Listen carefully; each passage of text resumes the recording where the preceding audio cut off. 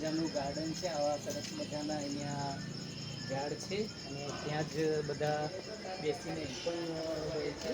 અને કંઈક મોટું ફંક્શન રાખવું હોય તો મોટા ફંક્શન માટે પણ અહીંયા વ્યવસ્થા છે. આ જ પ્રમાણે અહીંયા અલગથી શૌચાલયને જેન્ટ્સની અને લેડીઝનું અલગથી સુવિધા રાખવામાં આવે છે.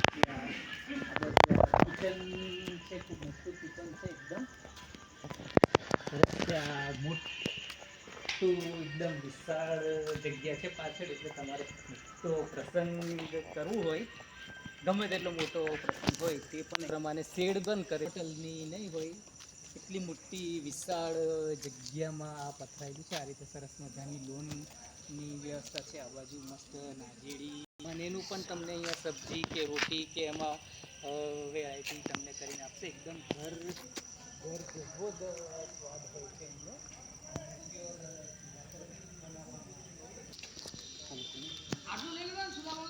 હો આવું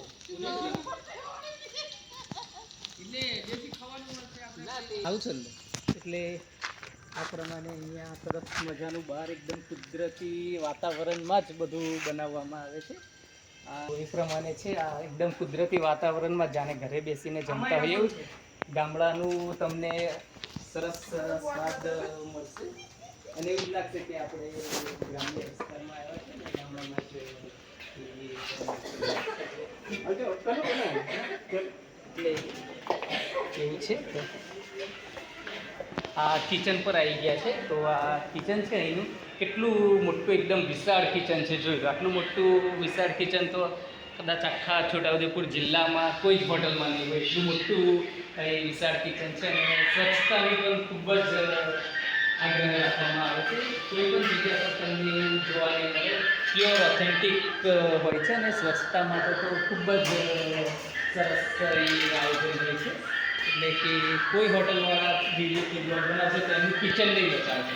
તો આપણે કિચન બનાવવાનું કારણ એક જ છે કે એકદમ સ્વચ્છતા રાખવામાં આવે છે અને દરેક ગ્રાહકની જરૂરિયાત મુજબ જ એનું કરવામાં આવે છે.